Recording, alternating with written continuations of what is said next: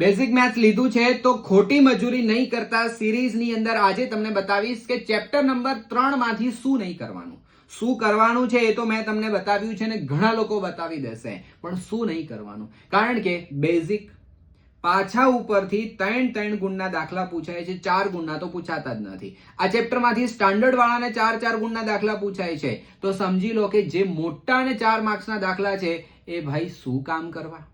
અને છતાં કોઈને શોખ થતો હોય તું તાર કરજે ભાઈ, બાકી હર કોઈએ જરૂર નથી. તો અહીં આવો કે તમારે એવા કયા દાખલા છે કે જે બિલકુલ નહીં કરવાના. શું કરવાનું છે એ નહીં કહું, શું નહીં કરવાનું એ વસ્તુ તને બતાવું છું દોસ્ત. જો અહીંથી જ્યારે આપણે અહીંથી શરૂઆત કરીએ એટલે આ બધું કરવા જેવું ખરું. એક હોશિયાર વિદ્યાર્થી હોઈએ તો આની બિલકુલ જરૂર નહીં પડે, જે નહીં કરવાનું. હજી આગળ વધીએ. બેઝિક રાખ્યું છે તો આ મજૂરી નહીં કરવાની, આ મજૂરી નહીં કરવાની. બેઝિક રાખ્યું છે તો હજી અહીંથી જોઈએ તો અહીંથી ત્રીજાથી ત્રીજો, ચોથો, પાંચમો, છઠ્ઠો બેઝિક વાળા આની ક્યારે જરૂર નહીં પડે. આ પણ હજી આગળ વધીએ તો અહીંથી બી આની જરૂર નહીં પડે, આની પણ જરૂર નહીં પડે. આ બધા જરૂર પડશે, બટ અહીંથી બેઝિક વાળાને ક્યારે જરૂર નહીં પડે. ચેપ્ટર શું ના કરવું ને એ વાત બહુ જ ઇમ્પોર્ટન્ટ છે મિત્રો, માટે સમજો. ખોટી મજૂરી નહીં કરતા.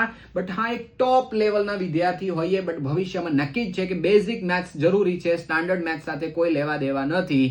તો તમારી કેપેસિટી હોય ને તો થોડી એક્સ્ટ્રા એફર્ટ નાખીને કામ કરી લેજો. બાકી જે ના પાડ્યું એ કોઈ સંજોગે કરવાની જરૂર નથી. અને હા, આ જ વસ્તુ તમે પંચામૃત કેટલીય વખત સાંભળ્યું હશે કે પંચામૃત લઈ લો લઈ લો લઈ લો. ભાઈ જરૂરી છે એટલે કહીએ છીએ. એવું નહીં કે ખાલી આમાંથી અમારી કમાણી થાય. ભાઈ જો મહેનત કરે એને પૈસા તો મળે જ છે, બટ આ વસ્તુ એવી છે કે જે જરૂરી છે. એટલે હર કોઈ વિદ્યાર્થી સુધી પહોંચવી જરૂરી છે. કારણ કે પ્રોડક્ટ બની ગઈ કે બધા સુધી નહીં પહોંચે તો શું ફાયદો. માટે શેર જરૂર કરજો. અને હા, જો ના લીધી હોય તો પંચામૃત આજે જ ઘરે બાપુજી કે માતાજી જેનું ચાલતું હોય એને વાત કરી અને ફટાફટ મંગાવી લેજો. બાયોમાં લિંક છે.